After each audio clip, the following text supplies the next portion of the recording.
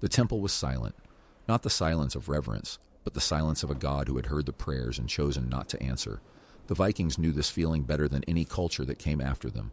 They stood on the edge of the world, staring into the Atlantic, and they prayed to a god who demanded excellence in worship. A god who punished the careless, the lazy, the ones who mumbled their way through the rituals. His name was not Odin, the All-Father, wise and calculating, who sacrificed an eye for knowledge. His name was not Thor, the Thunderer, protector of mankind, whose hammer defended the cosmos. His name was not Freyr, the god of fertility and peace, whose phallus was carved on every farm in Scandinavia.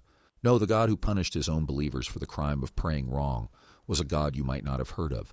His name was the one who brought chaos to the prayer, the one who demanded perfection, the one who would turn your offering into a curse if you performed the ritual backwards. The Vikings called him by many names, but the most terrifying was the one that meant the god of the wicker man, the god of the hanged, the god of the spear that pierces the sky. He was Odin's mirror, Thor's shadow, and the secret fear of every Viking who ever whispered a prayer into the wind. But this is where the story gets strange, because the evidence suggests that this god was not a figure of pure darkness. He was a teacher, a harsh teacher, perhaps the harshest of them all, but a teacher nonetheless.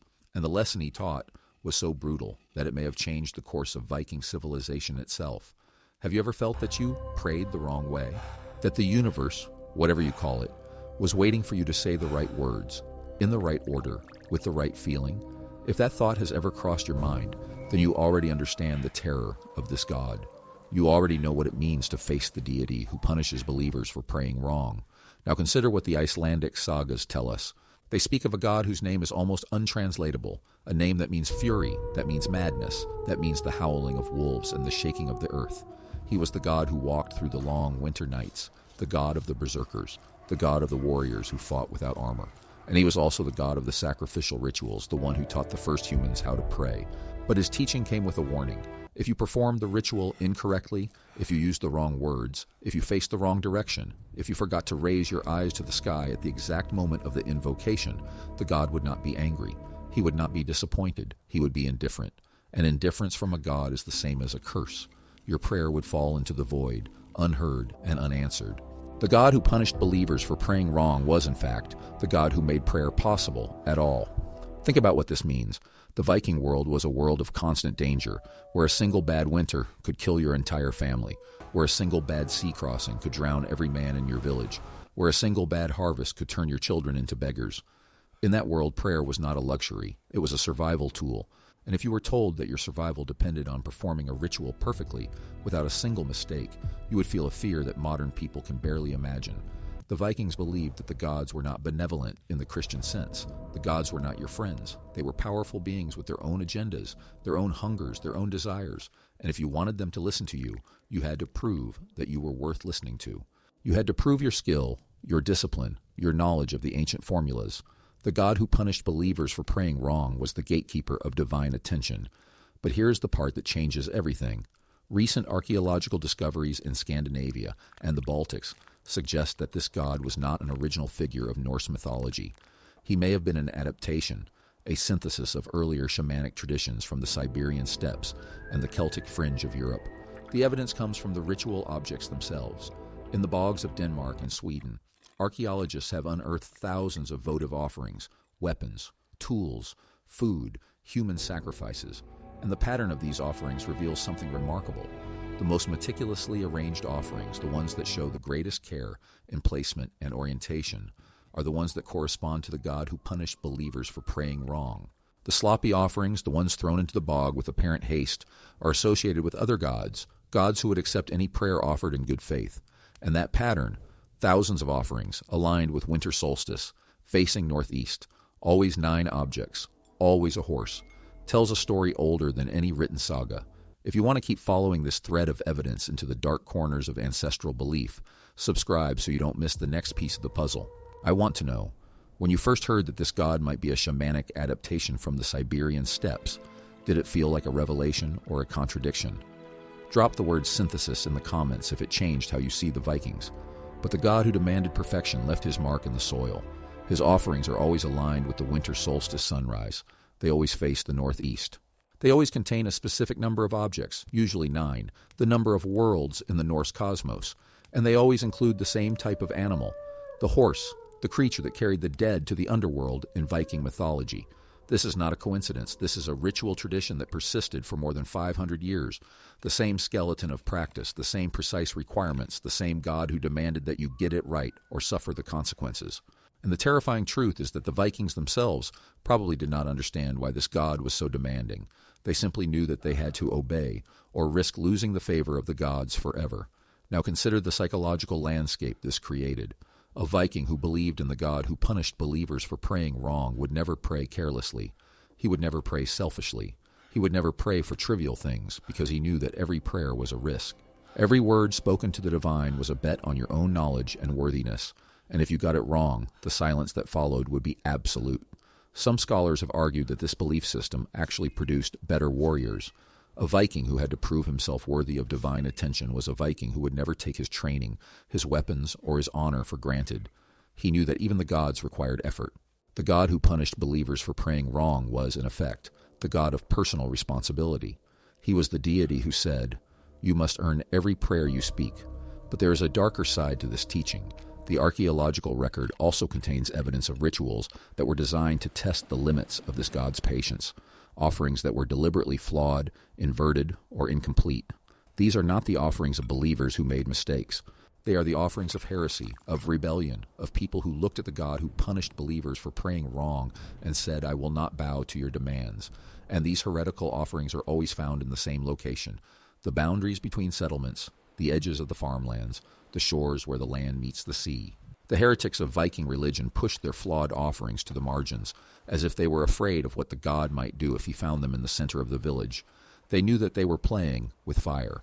They knew that the God who punished believers for praying wrong would not ignore their rebellion. But here's the paradox. If the God was so dangerous, so demanding, so terrifying, why did the Vikings continue to worship him for centuries? Why did they not simply abandon his cult and turn to the more forgiving gods? The answer may be that the Viking mind saw something valuable in this terrifying relationship. The God who punished believers for praying wrong was also the God who rewarded believers who prayed correctly, and the reward was not small. The reward was knowledge itself. In Norse mythology, this god is associated with the runes, the magical alphabet that the Vikings believed could control fate, heal wounds, and win battles. And the legend says that the god himself learned the runes by hanging from a tree for 9 days and nights, wounded by a spear, sacrificing himself to himself. He did not receive the runes as a gift. He earned them through pain, through discipline, through a perfectly executed ritual of self-sacrifice. And that is the model of worship that the god demanded from his followers. Not passive acceptance, but active engagement. Not blind faith, but disciplined practice. The Vikings who worshipped the God who punished believers for praying wrong were not simply asking for favors. They were entering into a relationship of mutual respect, where the God required skill and the worshiper received power in return. This is the part of the story that modern people find the most unsettling, because we live in a world where prayer, if we practice it at all, is usually a request for comfort. We pray to feel better, to find peace, to ask for help. The Vikings did not have that luxury. Their religion was not primarily about comfort. It was about survival, control, and power. And the God who punished believers for praying wrong was the gatekeeper of all three. Think about your own life for a moment. Think about the things you ask for when you pray, or when you meditate, or when you hope. Are you asking for comfort? Are you asking for relief? Are you asking for the easy path? The Viking god would have looked at such prayers with contempt. He would have said, "If you want my help, prove that you deserve it. Show me your skill. Show me your knowledge. Show me that you are not wasting my time." The archaeological evidence suggests that the cult of the god who punished believers for praying wrong was most active during the Viking Age, roughly from the year 793, when the Vikings sacked the monastery of Lindisfarne, to the year 1066, when the Battle of Hastings marked the end of the Viking era in England. But the god did not disappear entirely. In the folklore of rural Scandinavia, particularly in Sweden and Norway, there are stories of a being who punishes people for praying incorrectly. These stories were collected by folklorists in the 19th century, and they reveal a surprising continuity. The being is sometimes called the Gorbo, the guardian of the farm, and it will curse any prayer that is spoken with a lazy tongue or a divided heart. The God who punished believers for praying wrong never fully left. But why does this matter now? Why should a modern person, living in a world of science and technology, care about the Viking god who demanded perfect prayer? Because the mechanism of this belief is not dead. It is alive in every human culture that has ever existed, including our own. The God who punished believers for praying wrong is a manifestation of a universal human anxiety, the fear that we are doing it wrong, that our efforts are not good enough, that the universe will punish us for our mistakes. This anxiety is not limited to religion. It shows up in our careers, our relationships, our creative work. Every perfectionist, every overachiever, every person who has ever stayed late at the office trying to get every detail right is living in the shadow of the Viking god. And here is the uncomfortable truth that the Vikings understood better than we do. The God who punishes believers for praying wrong is not a monster. He is a mirror. He reflects our own fear of failure, our own need for control, our own desire to believe that the universe is fair and that our efforts can make a difference. The Vikings projected this fear onto the divine, but we project it onto ourselves. What would it mean to stop praying to this God? What would it mean to accept that some prayers go unanswered, not because we said the wrong words, but because the universe is not listening at all? That was the radical thought that some Viking heretics explored when they made their flawed offerings at the boundaries of the village. They were testing the limits of divine control, and what they found may have been more terrifying than the God himself. The God who punished believers for praying wrong could be negotiated with. He could be satisfied by the right ritual, the right words, the right sacrifice. But the silence of a universe without any God at all, that was a silence that could never be filled. That was the abyss that the Vikings glimpsed at the edge of their world, the frozen sea beyond the ice, the land of the dead where no prayers reach. And yet the Vikings did not collapse into despair. They continued to pray, to sacrifice, to build their rituals generation after generation. They continued to worship the God who punished them for their mistakes. And the reason may be simpler than we think. They would rather have a God who punished them fairly than a world that ignored them entirely. The God who punished believers for praying wrong was in the end a God of meaning. He gave the Vikings a framework for understanding their suffering. If a harvest failed, it was not random bad luck. It was the God's punishment for a ritual mistake. If a warrior died in battle, it was not a meaningless tragedy. It was the God's judgment on a prayer said without proper dedication. The God made the world comprehensible, and that, perhaps, was worth the price of perfection. Think about what you believe about the world today. Do you believe that things happen for a reason? That your actions have consequences that ripple through the universe? That there is a moral order, even if it is hard to see? If you believe any of these things, you are not so different from the Viking kneeling in front of the God who demanded perfect prayer. You have simply replaced the wicker man with a different image. The God who punished believers for praying wrong is still with us. He is the voice that says, "You should have done better. You should have tried harder. You should have known the right words." And that voice is not divine. It is human. It is the voice of every generation that has ever struggled to find meaning in a world that does not guarantee fairness. The Vikings had a name for this. They called it Urlegsmal, the fate that comes from the words we speak. They believed that the prayers we utter shape the world around us. And if we pray poorly, we damage not only our own destiny, but the fabric of reality itself. The God who punished believers for praying wrong was, in this sense, not a punisher but a protector. He was the guardian of the cosmic order, the one who ensured that only worthy prayers entered the ear of the gods. But the evidence also shows that the Vikings were not a monolith. Not every Viking believed in the same gods with the same intensity.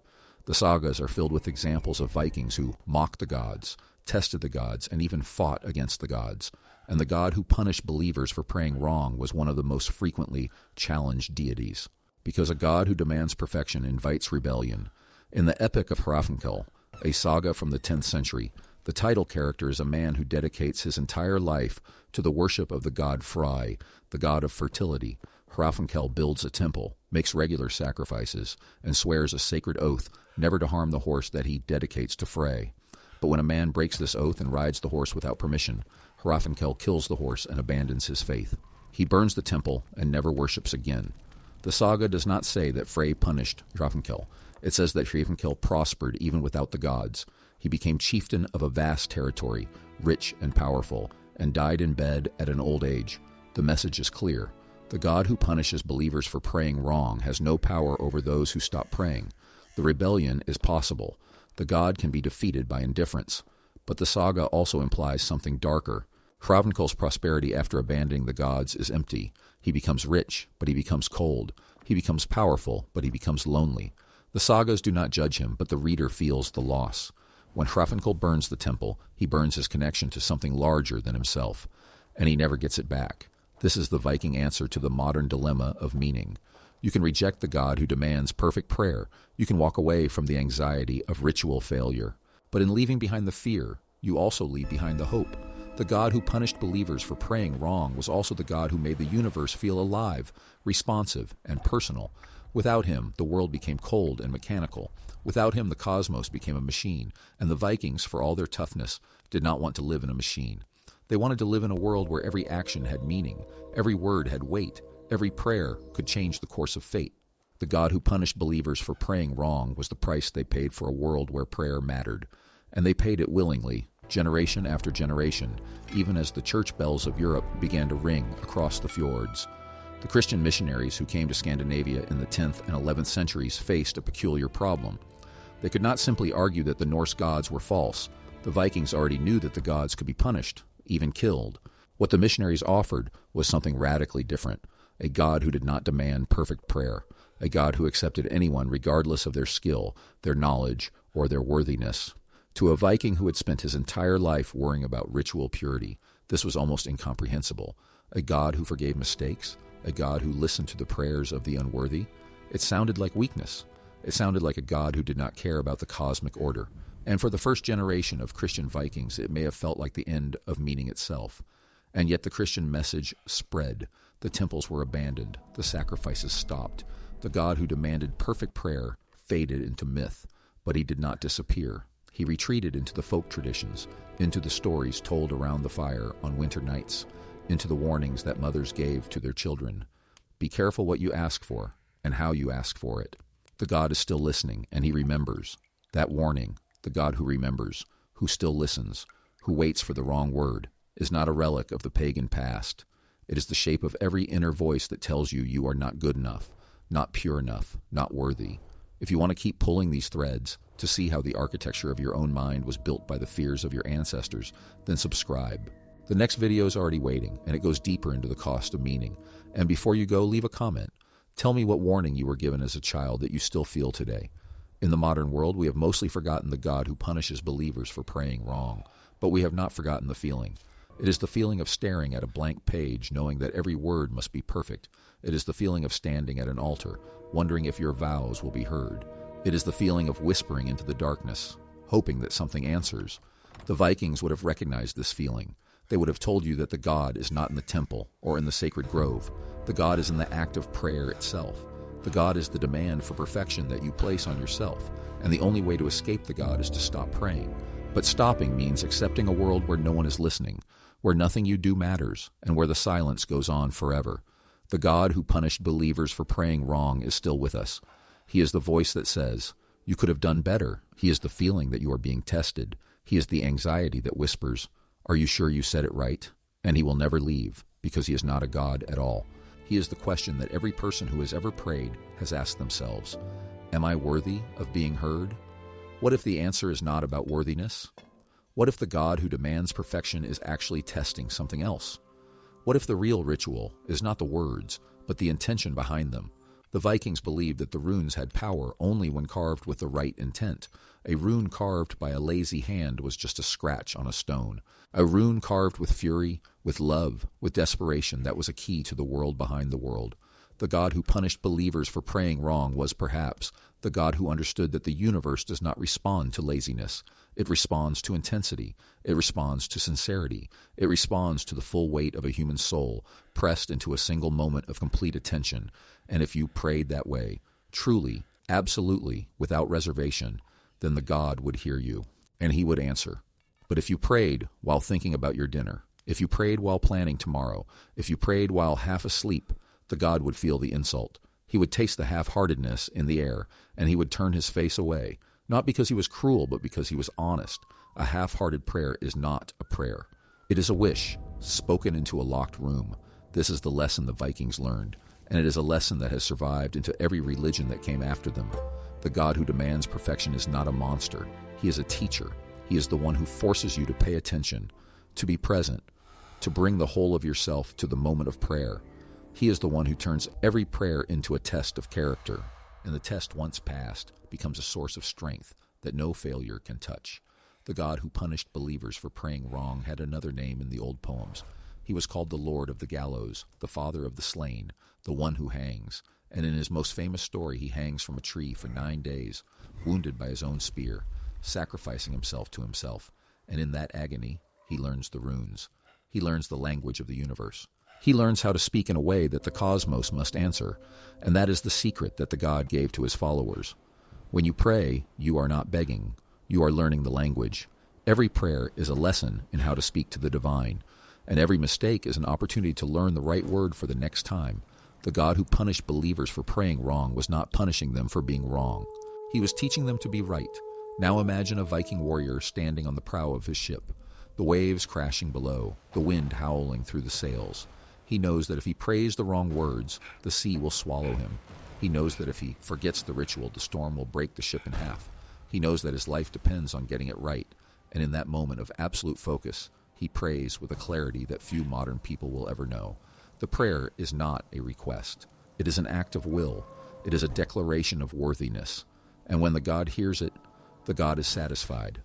Not because the words were perfect, but because the warrior was perfect in his attention. The God who punished believers for praying wrong was, in the end, the God of presence, the God of now, the God of the single moment that holds all meaning. And that is why the Vikings never stopped worshiping him, even when Christianity arrived with its promise of unlimited grace, because the God who demanded perfection gave something that cheap grace could never offer, the dignity of earning your own salvation, one perfect prayer at a time.